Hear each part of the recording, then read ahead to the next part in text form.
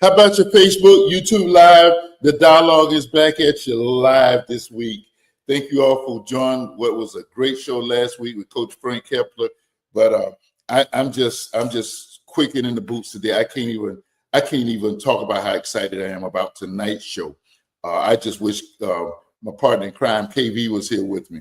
But let me just say, we're going to celebrate every Monday night this month Black excellence in this nation, and we're going to talk about some of the. We're not talking about Benjamin Banneker and Frederick Douglass, and we're not going way back there. We want to talk about some of the contemporary people, some of the contemporary things that are being done, because we got Black excellence all around us.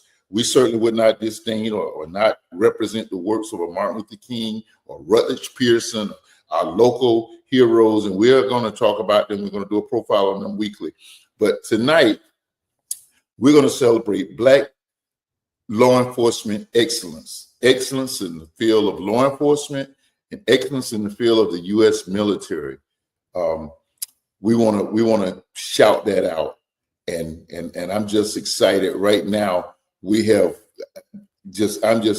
probably one of the biggest figures I've had on this show we've had here, and I'm just so excited to be here. She just doesn't know how much we honor and respect the work that she's done. And perhaps when we pivot over on the other half of the break and talk about excellence in the military as far as Blacks are concerned, there's a gentleman that if he's able to pull it off, humble, you would never know he was a Navy SEAL and the things that he probably had to do. But we want to celebrate our accomplishments in this nation. And at the midway point, I can't even do Are You Serious for this clown, because there's nothing serious about anything he does. But we'll find some category to talk about, some category to put it under. Right now, we're blessed to have Miss Lakesha Burton. She is a retired chief from the Jacksonville Sheriff's Office, and she's here to share with us some of the greatness, some of our fantastic accomplishment in the field of law enforcement. Miss Keisha, how you doing tonight? Hey, I am wonderful. It's extra special being on this show with you tonight. Well, I wish your coworker was here with us. It would really be special. I know he's regretting he can't be here, but we understand the assignment. But you just don't know, Dozell, you don't know how long I've been wanting to have her here, because I know she has a vast array of knowledge and experiences to share with us tonight, and we're getting right into it.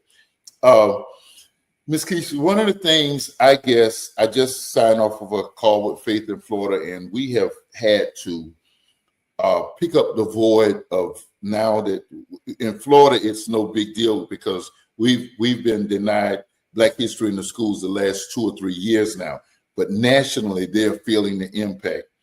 As long as God gives breath to this body, I'm going to accentuate us in our accomplishments in this nation. Not only it'll be a heightened sense during the month of February, but every time we come on, we're going to press it. And you are one that we see as a sterling example of Black excellence in your field. Just tell us a little bit about your career and some of your joys and accomplishments, and then we'll take off with the dialogue. Oh my goodness, we need a lot of time to talk about it. So do it. I know there are many. No, look, I was so blessed. Obviously, I'm retired now, but I was just really blessed to be able to be in a profession that was my heart's desire at a very young age. You know, if you would have asked me when I was a young kid, about 5 or 6, what I wanted to be, I would have told you emphatically that one day I wanted to be a police officer, or I wanted to run track in the United States Olympics because I was super fast. I was the fastest kid in elementary school, and my coach hyped me up and told me I was going to the Olympics, you know. But, you know, I have not been shy about talking about a lot of my trials and tribulations as a young person, which has made me who I am today, you know. But to get to my profession, I had to endure childhood sex abuse when I was young. 11 to 14, I was abused. Had a baby at 15 years old. You know, I was lost, angry, every negative emotion you can think of when you've been impacted by that type of trauma. And, I thought my dream of becoming a police officer was a long shot at that point.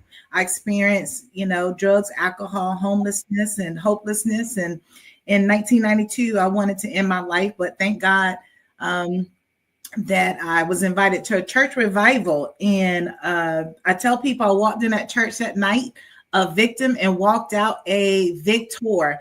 And I was on fire for God and changed my life around and was able to receive a full basketball scholarship to college. And there is where I studied criminal justice. And when I when I graduated from college at the University of Central Florida in Orlando, I remember applying with the Orlando Police Department, and they would not hire me because I had an arrest on my record. And I remember going to talk to my pastor at the time in Orlando. I told him what happened. Of course, I was distraught. And he said, why don't you go back to Jacksonville? I know the sheriff there. He's the first Black sheriff ever in Jacksonville. I said, okay. And he literally called Nat Glover on the phone while I was standing in his office, gave me the phone, and I was able to talk to Nat Glover, the first Black sheriff of Duval County. And I talked with him for 5 minutes. I told him my story, and he said, come home. I'm going to give you an opportunity. And I tell you, I had never driven a U-Haul truck, but I got in there, packed up my stuff and my baby at the time, and I sped up I-4 all the way 95 northbound to Jacksonville. And I started my career back in 1999. So there's so many people to celebrate in terms of Black history, and if it were not for many of them, we stand on their shoulders. And I certainly, love Nat Glover for giving me the opportunity. And, I had a 24-year awesome career in law enforcement. I thought that you had preceded Sheriff Glover. I thought that you were on prior to his coming.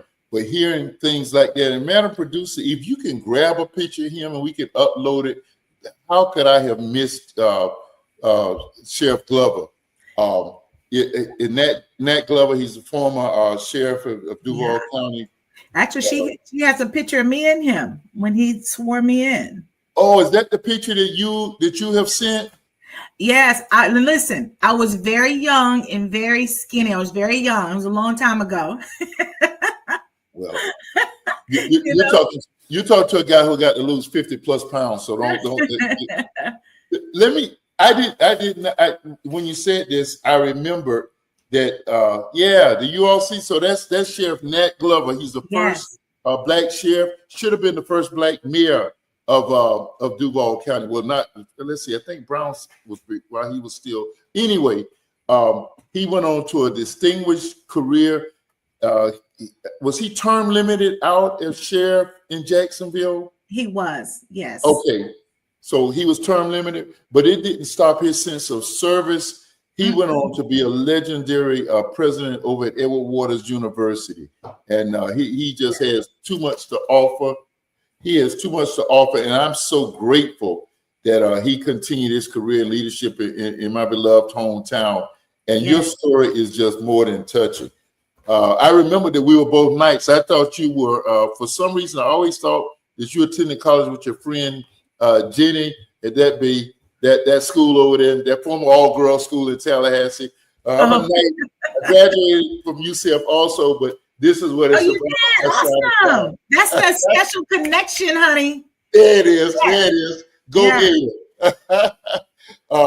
get it. He was instrumental in terms of how I saw my career. I remember after we graduated from the academy, they wanted majority of the minorities in my class to go to narcotics. And I was thinking, I don't want to sell drugs. I don't want to go undercover. So I went and had a meeting with him, and he met with me, and I just shared with him, what my desires were. And he sat down with me, and he went through my short-term and long-term goals. And really, he set me on the path of thinking long-term, thinking about how do I make impact? And I understood from conversating with him that in order to make impact and influence, you have to have rank within the sheriff's office, you know? And so we talked about, you know, within 5 years, I needed to have my master's degree. I needed to study and prepare for the sergeant's test and so forth. And I followed his advice. Wow. You know, Keisha, and how could I've not even been thinking about in that level? When I went to work there down in Central Florida, that city, I hate even mentioning it, but I was a DVPD. And that was the thing my dad said to me. I went down there with my 2-year, and he was saying, you're going to finish that degree so you can make rank. And I went to a department. They had two black head sleeves. A sergeant had been like, I guess in that day, what they call a DEI, affirmative action promotion for a while. And there was one corporal in it. For the duration of time I was there, I knew that they had their own quotas within. And so that never was my goal. I just wanted to do some work in some specialized assignments. My desire was to be a detective. We were talking in pre-production about the Houston Police Department. It was at that time, they did nationwide recruiting because they had gotten sued for making a Hispanic brother swim across the barrio. And part of the suit with the federal government was part of the settlement was that they had to bring in 2,000 officers from the outside. That was ancient times, 77. And they came to the University of North Florida while I was there. And I caught the fever. I went out there, got hired, and I didn't go because while I was out there, Daytona called me to come to work that week, and my parents were like, "Yeah, you stay close to home," and that was all right to me. So then, about a year and a half into the career there, some changes went on. I saw some tendencies. I said, I always got a recourse. I'll go out to Houston. I went out there that time, and the guy said, "Listen, man, we've seen what you've been able to do in the police Olympics in Florida. You come here, you get out of the police academy here, you got to be Texas certified. Then we're putting you directly after field training, you're going straight into community relations. So you'll be on our basketball team, which we use as a recruiting tool to help us bring officers across the nation. We go and play junior colleges, and that team was stacked with possibly G League players. And that just blew my head up, but that just excited me to want to beyond measure. But then the chief put me in the detective bureau, which was my only. But my dad had been saying to me all along, don't get sidetracked by that. Make rank. I knew I was going to, once I got that degree, I was headed off to seminary, but it was a different situation. I'm just glad you had a mentor and there was a path and somebody to show you and that you could make rank. Where we were, we knew we existed under some quotas. To kind of talk about how we have evolved racially in the field of law enforcement, how doors have been opening, and some of the pioneers that helped to make that happen. If you could. Well, I'll start with, so when I was recruited because they were advertising this minority scholarship program. They were looking for more minorities. And I was fortunate enough to be one of the ones who were selected. So, and they ain't DEI. They didn't lower the standards. I was well qualified, you know what I mean? But it was just a tool. Obviously, I was straight out of college, so I didn't have the money to go through the police academy at the time because you had to pay. So I'm forever grateful for that. And Ken Jefferson was the one who recruited me to the Jacksonville Sheriff's Office. So, and let me tell you, I tell people all the time, I came into the profession back in, 1999, and it was tough. I remember a white male officer saying to me, he said, I don't know why they gave you a uniform. So I don't know if he said that to me because I was black or female or both. But my mindset was, this is why I need to prove myself, right? And what I did, that motivated me to begin to study. And I became a sergeant. Actually, I was the only fourth black female sergeant when I got promoted.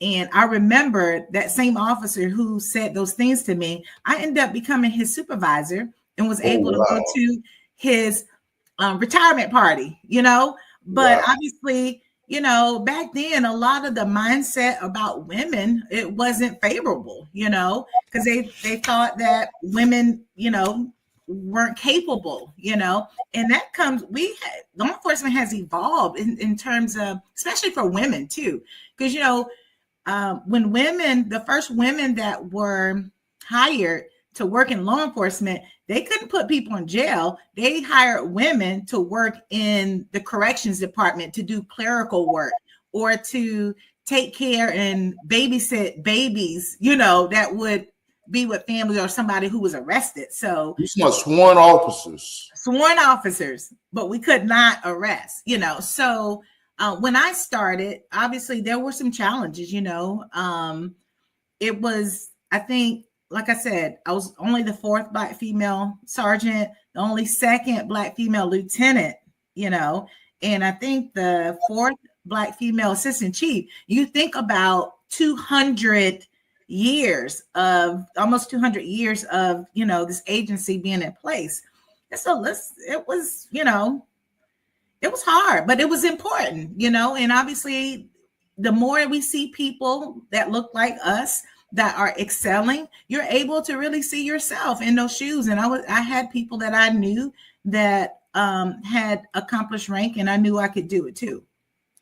Well, we were talking post, and I was saying how I remember the days in Jacksonville when the officers had the white cars, the white officers had white cars. We had older, dark, they were black cars, and the precinct was located over in the Blodgett homes.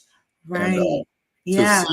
To see the department to have evolved and the city to be open-minded enough to bring in a Black sheriff, and for what you just opened with was just so encouraging. Yeah. So really encouraging. And it took Nat Glover to break down those First of all, it took courage to even run for office, okay? Especially in that time, that culture, in that time period. It took so much courage. But when he got the job, he began to change the culture of law enforcement, because when I started, I talk about community police, and I'll talk about that until I die, because it is so important in terms of building trust between community and law enforcement. But when I started my career, community policing was the fabric, of our community. That was our mindset of the agency. So he did a great job, and he had to endure so much when he was elected. People didn't want to accept him as a sheriff. I remember hearing about the N-word being spray painted on his car, on the doors, and people just being disrespectful. It was just really, he had to endure a lot for me to be able to wear my stars when it was time for me to wear the stars. I had no idea that exists now. I love my hometown, but I know the history of there, and I know since I got a few years on you, I know when it was really evolved. Well, I don't think I was prepared mentally, because when I was in training, I remember patrolling out in Ocean Way, and my FTO, my field training officer, was a short white female. We went up to this guy's house, and he opened a door, and he had a picture of Black people picking cotton. It was in a picture frame, and he looked at her, and he said, "Well, she can come in, but that end can't." And I was just thinking to myself, oh my goodness. And thank God for the Caucasian officer. She said, "Well, sir, this is my partner. If she can't come in, you don't want service today." Wow. And that really was a turning point for me, and I loved it. But, I wasn't used to that, So you cited 2 instances. One, the negative, where you became the supervisor for this guy who was small-minded. And now a small person, but a big-hearted person who stood up for you. What was the overall, when you went on the department, because you had, like you said, you had the double whammy. What was the overall sentiment when you went into law enforcement from your fellow white officers and Sheriff Glover's ability to be an authoritative figure from the white rank and file staff? I think that indirectly, many just felt like women weren't strong enough, that we couldn't do the job. But see, I was different because by the time I was hired, I had endured so much in my life and I had overcome so much that I had like this resiliency. And I thought to myself, like when you're in the academy, they do like what they call red men, where they fight, they box, because you have people that become police officers who've never been in any type of altercation, physical altercation. But I remember telling the instructor, I said, I want to fight a man. Oh, wow. Oh, wow. That's right.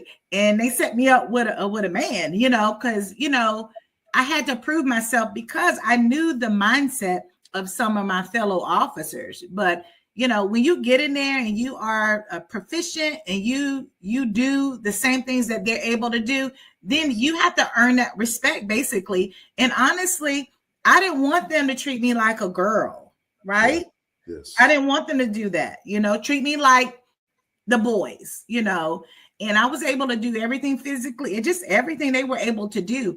And when you do that, you gain this respect. And I think over time, women that police departments have been hiring, they're strong, they're courageous, they're proficient. They can do this job. And more times than not, a lot of them are more stronger and smarter and more courageous than some of the men, to be honest. How about the color aspect of it at JSO, a culture that I'm very familiar with? What did the color aspect? How tough was that amongst your non-Black officers dealing with them and working? Yeah, I think it is tough, and I can just only share my personal experiences. Like if I'm going to training, we're going to the academy and the room is full of all white males and you have 2 Blacks, I reflect on when we were talking about, what we were talking about, a subject around race relations, and you're sitting in the classroom with people who see through a different lens and don't have the same experiences as us, a lot of folks that were in my class, they didn't have the experience of going into a store and people looking at you and following you around. They didn't have the experience of being pulled over and the officer don't have a reason, so they don't come to the table with all those experiences, So I think it was tough. But for me, I made up in my mind early on that I was going to use my voice, right? So I was always the one who was not afraid to speak up. And because I feel like our experiences are our truth and nobody can take that away. You know what I mean? And I think that over time, when you gain the respect of people, they start to listen. And when they listen, they start to it starts to sink in and they start being open to other people's perspectives, because, I tell people all the time, they say, oh, sexism, racism, all that stuff is not real. It is real in any profession. And majority of the women have experienced a lot of that, especially Black women. If you put all the Black female officers, let's just say from that time when I got hired, if you put them all in the same room right now and have conversations and ask them some questions, 9 times out of 10, we all have experienced some of those same uncomfortable experiences because of the color of our skin, no doubt. But let me. So how was the acceptance level for Chief or for Sheriff Glover amongst the whites in the rank and file as you observed while you were there? Because he was pretty freshly elected once you got there, a year or 2 in, maybe. I think that he was starting on his 2nd term, so the worst of the worst had happened to him. And I think, again, because he came in, he had proved himself to them to be honest and fair, and he held people accountable, and he was still proficient in his skill set, and people saw that he was making a difference, so I think that over time people began to respect him, so it wasn't overtly, anything that I saw, but people, you always hear a little chatter and stuff like that for people who got bad attitudes. But other than that, I wasn't there during the times he really had a lot of challenges in terms of race. So when I was in Daytona, they were quick to remind me that it hadn't been too long that we were not allowed over on the beach side after dark. And to find that existed in Fort Lauderdale, which I thought to be a more progressive area, to find that was something we were just discussing at the day that broke sometime in the early to mid 60s. And the other side was that we were not, we had just maybe 10 or 15 years in, had the, even though you were assigned as a policeman, you did not have the right to arrest white people until like the late 60s. And that was unbelievable. That was really, Daytona being a spring break capital, maybe they didn't want that reputation or what. It's just, so when we look at history like this, people really need to know from whence we've come and how people such as yourself surface through it all to make Black excellence along the way. Right. And look, I heard all those stories. I've read a lot of the research, so I'm very familiar with our agency, how, the Black officers couldn't arrest a white person. It just blows my mind. And they were able to persevere. That's why I have so much respect for Aretha, our first Black female police officer with the sheriff's office. We're good friends. And if you just hear her story, it is so heartbreaking what she had to endure. But because of that, she really opened up the doors and paved the way for us. There always has to be somebody. You hate to say it like that, but it's almost like a sacrificial, to get this thing off the rolling. I remember the night Dr. King left us like it was yesterday. And as unfortunate and as heartbreaking as that was, I think we escalated our progress in America because this was 3 years after the after Civil Rights Act bill was right. And it was not just law at this point. I think there was enough sentiment across the country. This was a good man. He wasn't talking about burning cities down or the self-sufficient thing. He was saying, let's love and be together. And so sometimes it takes people like this, sister, to get us where we are. The chief I was asking you about was Chief Lee Brown. I don't know if you remember him. Lee Brown was the chief of police in Atlanta at the time of the Atlanta child murders. And that recognition propelled him to Houston. Houston went all in on the diversity thing. When I talked about they were mandated to hire 2,000 officers, I think it was 12. The percentage was something like 75%, 60%, something had to be minorities. Right. And that's why it was easy for me, young man, no, nothing on my record, anything. And at the point, you had a decent size, we went a little bit. It was easy for me to get in, and then went through the rigorous training. But Lee Brown, then after the Atlanta thing, became the chief of police in Houston. And kind of presided over that whole changing of the culture from the good old boy, you wear boots, network to, and then he went on to become the chief of police in New York. And he worked as on wasn't President Clinton's cabinet, but he went into cabinet. I think he retired from there. But we kind of held him as somebody to look to. Nationally, because we had Nat Glover. I wasn't living in Jacksonville, but I was proud of the accomplishment. Well, who are some other law enforcement officers across the nation who we could look up to have risen in the ranks? That come to mind. Someone that I really admired was the police chief in Orlando. And her name has Val Demps. Val Demps, yes. So again, like I said, when you see somebody look like you, like it makes a reality. And I remember when she became the first Black female police chief of Orlando Police Department. I was just like, wow. And I never thought that I was going to run for sheriff, but I saw that. But I wanted to back up and talk about how very important it is for diversity. You remember what happened in Ferguson, right? You had a majority all white male police department. But let me tell you, if you don't have diversity, especially in any profession, but we're talking about law enforcement, you cannot effectively serve the community as a whole, right? Because if you're not going to talk about diversity and talk about Black issues and that impact the Black community, and you don't have Black officers, how in the world are you going to serve the community? It's not going to happen. So all this nonsense about diversity is just, it's unbelievable to me.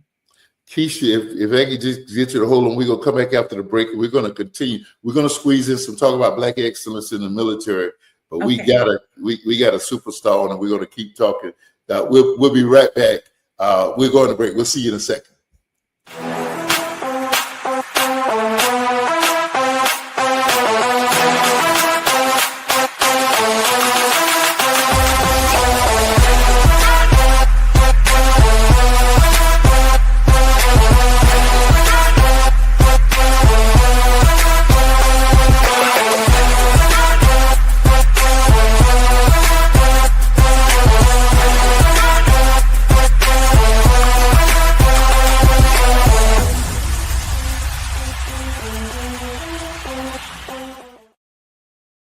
GoGigaWorld.com. They're the ones who got all of your virtual needs.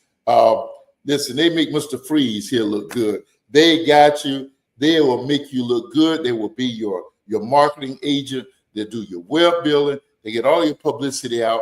And listen, I know the pandemic's over. In fact, we're going to do a whole look back at the pandemic. So in March, but a lot of virtual stuff is here to stay. They even got your Zoom accommodations. They got you fixed up. They record, splice, edit your work, whatever you need. GoGigaWorld.com. The Toyas and the Marquez and team, they do an excellent job. GoGigaWorld.com. Contact them today, okay? All right, I want to take a second. We're not going to do Are You Serious? But I kind of want to just do a little bit of a word of encouragement to my brothers and sisters out here. We're under a surreal attack. It's not unreal, it is surreal. We're down here where there are many immigrants. And as a church person, as a pastor, we all knew ways of trying to assist our brothers and sisters who have come to this country and done well and made the American dream work for them and have become good Americans.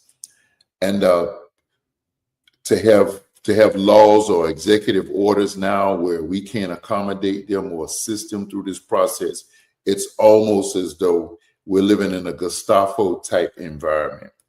But I came to tell you today, and every day there's a new craziness that's going on. There's something crazy that's going on. FBI agents, because they handled their assignment, they're under attack. Their jobs. Remember, you got protections and push the issue. Make it go to the court. Show those judges up. Make them come to right decisions. But I've come to tell everybody, there's always been a Pharaoh in every era of existence since the beginning of history. But every Pharaoh, God's people have overcome the Pharaohs. Sometimes God will kind of let things get a certain way so that you can be tested and to see how you're going to come out. There used to be a song we sang, please be patient with me. God is not through with me. When I come through, when God gets through with me, I shall come forth as pure gold. There's a testing season. You stay strong, be resilient during the testing, and run to the spiritual. Paul talks about living in the flesh and living in the spirit. Run to the spiritual. These are times like this where you stand on. Have you ever been to surgery? If you go to surgery, you know, everybody has the concern about being put out. And when you go there, I don't care what tribe you come from. When I say tribe, I mean what nation, how many people you got in your circle. It's just you and and that anesthesiologist and that surgery team in there, and you're depending on a mighty God to get you through that surgery and wake you up. This is what we're going through, that kind of a season. No matter how stacked the decks are, how badly the deck is stacked against you. The executive branch, a weak, spineless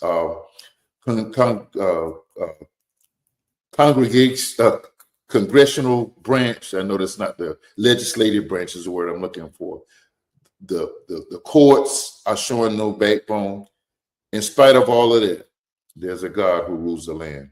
You keep your faith in him and you do the right thing. And listen, I want to tell every citizen of this nation whose skin is brown or black, make a copy of your birth certificate and keep it on you. Make a copy of your birth certificate and keep it on you. And if you are immigrant, make copies of all of your documents. Don't keep your originals, because we don't know the integrity of this group that's going around. But keep your copies of all of your documents. And a search warrant has to be signed by a judge. ICE can't just tear down your door legally if they don't have a sign. If they're coming on an ICE warrant, they cannot legally tear down your door. A judge's search warrant, yes, they can, and cooperate. Okay, just want to share that with you. Keep your heads up. Be encouraged. Pharaoh's strong right now, but God is strong, and he's lasting. He's from everlasting to everlasting. Ain't come to preach tonight. Okay, back with it. I am blessed tonight to have preacher. It's gotta know how to inform and inspire and educate without, incurring. We were told today of a person who put a anti-47 meme on Facebook, I think it was, and that person was arrested. They're now wearing an ankle brace. They took all of their cars, all of their devices, and they're not allowed to be on social media. These are the kind of infringements on our rights that we're living in. So along with putting our faith in God, we got to use the wisdom and judgment that he's given us also. Miss Keisha, let me ask you this. For a young person today that is, I think you kind of said you're like I am. I evolved into law enforcement. That was my dad's, and I never thought that's the route I would go. It was the chief of police, Chief Garrett, who ended up working with Nat Glover there in Jacksonville. He went back to Jacksonville I think he was an undersheriff or something there, who recruited me and to come on the University of North Florida. He said, "Man, come here and get this free education." And I said, "Well, I'm a preacher, man. I can't shoot nobody." He said, "The scripture doesn't say thou shalt not kill. It says thou shalt not murder." I took his word, had a 7-year career. What would you say to somebody who's even contemplating today, a minority person that's contemplating this field? I would say that if this is your heart's desire and you have a desire to serve in this capacity, I would say go forward. We need more good, qualified people, in this profession. So I encourage people everywhere I go. It is literally one of the most, selfless professions that you can be in, so it's really hard nowadays though, it has changed over time. So, but I think that we need good people, and I wouldn't want anybody to be discouraged, because I think that for me, my pastor said always used to say, he says, wherever you go, the place should be better because you're there. People should be better because you're there. And that's always been my mindset. So I think that people that want to be in this profession, they have to see themselves as an asset, as a game changer, and join a police department. But, when you're young, you don't think about your mortality. In fact, it was 2 years after I went on the department, we lost also on Christmas Day. And that was the first time Daytona had lost someone in 30-some years. And that was a real eye-opener for me. It made me no more running through buildings recklessly and all of that kind of stuff. But Sergeant Pete Mulligan, I don't know, he probably was retired when you got on in JSO. And while I was contemplating a career and I was contemplating the dangers and all of that, and he said to me, and I guess he had been on the department at that point about 30 some years. He said in 30 some years, I've only had to pull my gun 3 times that I might actually really, it was a threat that I might have to use it. Mm-hmm. And that gave me a little calm and consolation. You also had the studies that showed that after so many years, the guys or the officers' hands got closer and closer to the gun. What would you say to someone who has apprehensions about the safety of the career? Well, I think that, again, I think it goes back to, I tell people you want to be in a profession and doing a job that every day you get up and you love to do, and, for the profession, especially police officers, majority of police officers, they just really have a deep passion to serve, and to help people and put bad jokers in jail, so you really don't even think about the risks a lot of times, but that's why you train and you prepare and you become proficient in firearms and defensive tactics. So I think that overall the goal you should be thinking about, what you're going to love to do every day. The saying that, find a job that you love and you'll never work a day in your life. I think that's true, That's so awesome. I just love the fact that you are accentuating what really police work is supposed to be about, serving. Mm-hmm. Yeah. LAPD has this as a slogan, and many others have, to serve and protect. That is a great slogan. And I didn't intend to talk about my little mini career. No, I love that. In law enforcement, but yeah. I was blessed while working narcotics to jump in a house one time where the lady was trying to destroy some DEA cocaine and push people out the way and grab it before it flushed down the toilet. It was our cocaine. They grabbed it and saved it. And I got all kind of accommodations. That's probably the most spectacular thing I did. But what really got excited when you talk about it too. I hear extra excitement in your voce. That's what I'm talking about. That type of passion. It's bringing back the youth of an archaic person. That's what it's doing. But if I were to contemplate my career, the most satisfying thing I ever did was, you remember back in the day, you guys got JEA, but a lot of the state, the East Coast down here is FPL. And a lady who used to sell food, an older lady used to sell food, and there was an area where there were 3 little, can I say juke joints? Everybody know what that still is. 3 little juke joints, and they call it the bottom. That every Friday, Saturday, and Sunday nights they were really inhabited. It looked like black. What's the street in New Orleans? What's the big street? Not Beagles. What's the street in New Orleans? Yeah. My mind is. I know what you're talking about. Yeah. But anyway, that's what it would look like. People would be there, and she would sell, and that's how she supported herself. Mm-hmm. And one Saturday morning, FPNL cut her lights off and her power off accidentally, and she was there with I think it's about $400 worth of meat that she was on the verge of losing. And a sergeant who had a kind of compassionate heart allowed me to stay on the scene until we worked through that over the phone with FPNL, and they got somebody out. There was no remote cut. So they got somebody out and got her lights turned back on. That is the most satisfying action that I had as a police officer. And those stories happen every single day with officers all across this country. And unfortunately, you have those bad apples that steal the limelight. You know what I mean? But you're right. I mean, so rewarding. When I go places and people like, you help me, you help me, you help me. I'm just like, what greater feeling, That's why we were born and put on this earth to serve, to help others, to make a difference. That's right. And I know without a doubt that I made a difference in my 24-year career. And I'm so proud of that, You blessed me from a distance, and I mean that. I knew you perfectly originally through my brother, and I just was so. I'm inspired by a person, far younger than I. Just inspired to see the zest, and when you ran, I just say, we may not get there, but that's going to inspire so many others. Right. And exactly. Yes, and so I just And when I read, I said, you cannot compromise your morals and your values at all. I know that several people were like, if you don't go negative or row, you can't win. And I want you to know, I said, I don't want to win that bad.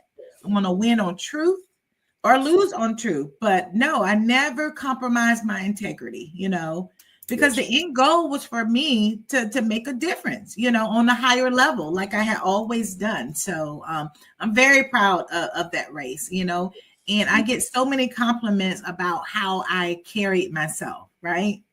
And that means a lot because you only have your name. Yeah, you well represented so many of us. I mean, I know there was a female population, and who knows? God's got still greatness. Maybe it's not to be the first female or first Black female sheriff of Duval County. He's got even greater things. Right. We're going to pivot over to Black excellence in the military, and we have a lot of things. A lot of local, and I say local, I'm a citizen of both counties, South Florida and Duval, South and North Florida. And I did a lot of research myself, and I work with I meet with a group of senior citizens, senior men on Mondays, and I was thinking, man, if I could just get a good military person. And he's a retired Navy SEAL. He apparently couldn't be with us tonight. He told me it was going to be tenuous as whether or not he'd be able to be here. But we want to just remember, we're bigger than just, I know when we talk about Blacks in the military, everybody goes directly to the Tuskegee Airmen, and they are to really be applauded because what they did was they protected the fighters that actually went. They were not allowed in combat, but they protected our bombers and everything over onto the missions when they went from from America to another, Europe or wherever we were at war, and they have gained their notoriety, have deserved the notoriety that they have gained. And I'm just wondering, Madam Producer, can you get a picture of the Tuskegee Airmen? And there is in fact, I got it, Mac. I'm coming. There is in fact a great movie with Terrence Howard. And we like to recommend, that you all check it. We got a brief snippet, just a little introduction about them. Let's see something. Let's see that short video about the Tuskegee Airmen, and hopefully it'll whet your appetites to move on and look at that movie starring Terrence Howard. They were pioneers who blazed a trail through the war-torn skies over Europe. Before the Tuskegee Airmen of World War II, no Black American had ever been a U.S. military pilot. After the Tuskegee Airmen, the U.S. military would never be the same. Widespread discrimination prevented African Americans from flying during the First World War. For the next 20 years, the pressure would slowly build to allow Black pilots to serve in the sky. Finally, in 1941, the Army launched what it called an experiment, the segregated 99th Fighter Squadron. That squadron would train at an airfield near Tuskegee Institute in Alabama, and thus the Tuskegee Airmen were born. To be clear, not every airman was a pilot. For every man who flew, there were 10 keeping him in the air, men and women, military and civilian, who served on ground duty support, like mechanics, supply personnel, cooks, and more.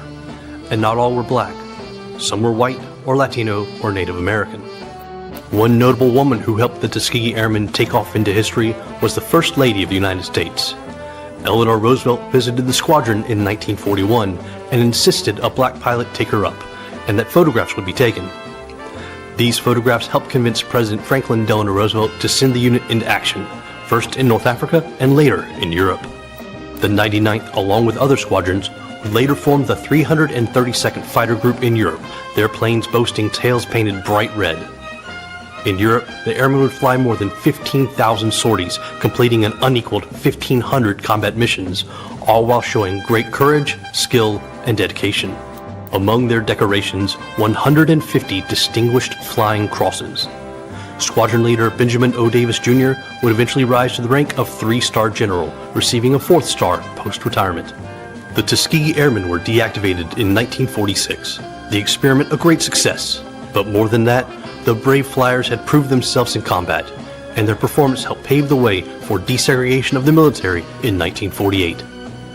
Today, the National Park Service's Tuskegee Airmen National Historic Site in Alabama helps tell their story and preserves their memory for all time.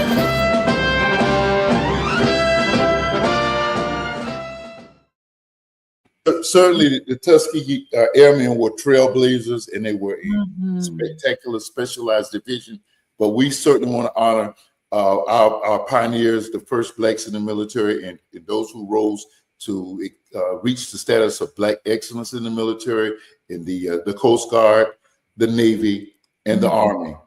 And Mac, you know we're not going to forget the Marines. My brother, along with you, was a Gyrene Marine, and our father was a Montfort Point Marine. Wow. The Montfort Point Marines were that's the original Dozell Varner. The Montfort Point Marines were the first black Marines in the Corps, and we have the distinction of our dad being one of those Montfort Point Marines. They say they were trained in Parris Island. Well, it's kind of off of Parris Island where that group was trained. Mac, I think you and Amp had an opportunity. I know you guys were trained actually in Parris Island, but they were the trailblazers in the Marines. And after the desegregation, my dad did in fact engage in combat over in World War II, and he would tell stories about having to physically fight the Japanese and everything. So we just honor all of our men and women in the armed forces to have reached that status. Miss Keisha, did you know General Chappie James out of Jacksonville? Did you actually know him, or was he a little bit before you? Before me, yes. Well, let me tell you what was just so exciting to me when I was doing research for this segment. He actually was a Tuskegee Air person. Right when it was disbanding, he was a Tuskegee Air person. I knew he was from Jacksonville. But what excited me beyond anything was when I found out that his name was not Chappie. His name was James. Wasn't James, Clifford James. But his brother's name, his name was James, and his brother's name was Charles. No, Daniel. That's it. Thank you. His brother's name was Charles, and they called his brother Chappie. And he took his brother's name. Out of respect for him and admiration for his big brother. Wow. And, my little piece of it. There were several pillars on the east side, as Kim calls it, out east when it was out east. There was Mr. James at Gilbert High School. There was Coach Thompson, the football coach. There was Buster Ford, who owned the restaurant. He was one of you guys' predecessors at one of the black police officers. He was a detective. And there was Reverend C.B. Daly, Reverend Hughes, and there was Dozell Varner at the boys' home. But Mr. James was a legend. And to know that his brother, who we knew more nationally, Chappie James, he so respected his brother, who was a principal over at Gilbert. And I can say that I actually knew Mr. James. Oh, yeah. Well, I actually went to Gilbert, so. Oh, you went to Gilbert? Connection, yes. Oh, wow. Send us way over there. Yeah, I went to Gilbert. Oh, man. So we got Gilbert and UCF. That's right. That is so awesome. You and I are more connected than Kim. Oh, man, that is so awesome. I'd be mad. So doing this, it just led from one thing to the other. And when I looked at somebody had there was an old crumpled sheet of paper and they just uploaded it, the history of Gilbert High School. And Gilbert High School had about five schools that still exist that were named after principals of Gilbert High School. Rufus C. Paynes, I think, was the initial principal at Gilbert. Eugene J. Butler and Matthew William Gilbert was, we're out of the Bethel Church. He was a pastor in Jacksonville. I didn't know any of this. This is why this is so important. So there's such a connection. And when I say that there were pillars of the community, and I a lot of people saying, well, we abandon our communities. I'm not hung up on that. That's why we fought for integration, to be able to go to higher heights and to get to bigger places. It don't mean we abandon. We still, I respect him because he loves out east, and that's home for me. So I spent more time out east than I did over on the west side. So I love out east. But Mr. James was really, I mean, those are the guys you look up to, who made a difference. And to know that his brother, who we know nationally is Chappie James, the military first black four-star general in the Air Force or in the armed forces, and to know that he took the nickname from his brother just made me feel all the more special. Yes, I agree. Thank you for sharing that. Yeah, what a blessing. And Mac is one of our, from the time we started this show during the pandemic, Mac has always been here with us. And he and my brother Anthony, I think they did basic together. I think they went in on the buddy plans, but they both served in the Marines. And so we just want to say the military is always a viable option. I had to learn. I used to do these college tours when I was with the school system. I did them on my own. I never knew spring break until the last couple of years because I took kids on college tours. By the way, we went to Tuskegee one year. The government has really poured into their aerospace and their aeronautic program. And if that's someone's, somebody, that's a great institution to go to get that degree and be a part of all of that rich history. But I had to learn everybody's not going to go to college.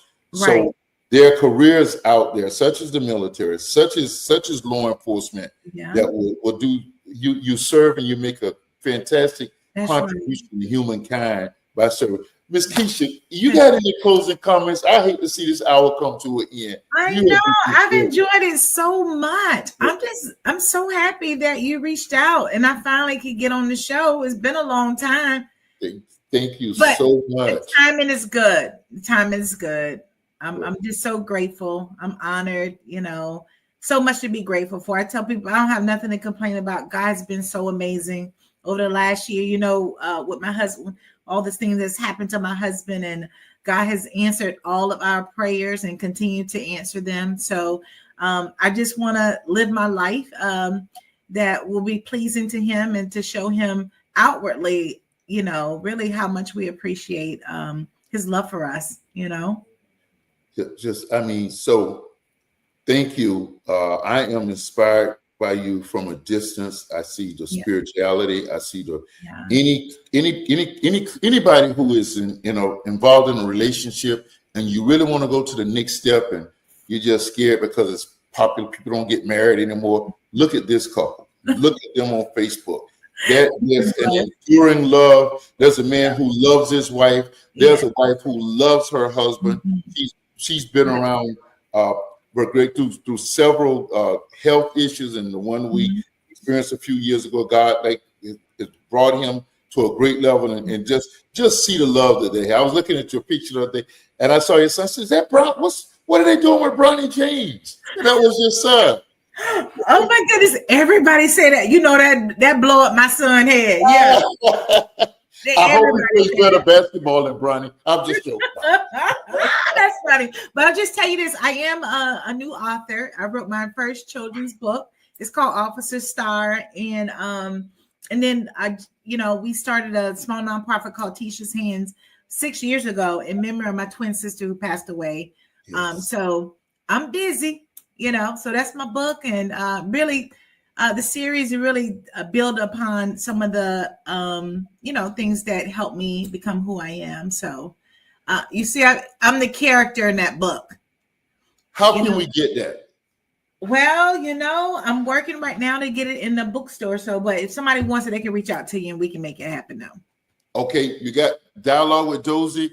Just contact us. We'll make sure to put you in connection where you can get it. It's not on Amazon yet, is it? Not yet. Okay. We'll make sure you get that book and tell everybody about it, you all. When you share this program out and you tell people what a great program this is and they see it during the week, tell them to commit to getting that book. We want to encourage our sisters because that story needs to get out. Yes. And we're just so grateful. Keisha, thank you so much for being with us tonight. You have helped to make this a great show. Likewise. Thank you so much. Bless your heart. Thank you. Okay, thank you. Okay. Listen, as I see it, if Kim was here tonight, he would say, as I see it. Here's how I'm going to see it. Keisha just put the rap on the show as a whole. Her genuine, her great character, her spirituality, her sense of servanthood, and all that she's about shows us that there are still great people who serve in law enforcement. Black excellence is all across the gamut of America. And you know what? They can't stop us from teaching us. Not that we want to be segregated or removed from anybody else, but we want to make sure that our story is told. There's a young person right now who's going to hear about Miss Keisha's story and hear what she overcame. I didn't know that part of it. What she overcame to rise to the ranks. And I'm not just talking about ranks of chief of a chief on a police department. I'm talking about the ranks of the great person and the high character, moral, and servanthood that she exemplifies. That's what we see tonight. We see that we are great across the board, and we don't have to go way back in history. They're right here amongst us. Jesse Jackson is one of my heroes of all time, and I unashamedly I claim him. Amongst us still, his health is waning, but amongst us still. There are so many heroes. Will you be a hero? Maybe it's as a police officer. Maybe it's a career in the military. Your name has greatness attached to it. Run to it. Dialogue with Dozell. Next week, we're going to look at Black activism, excellence in activism. We want you to be here with us again. Tell everybody about the night show. Dialogue with Dozell. We out. We love you now.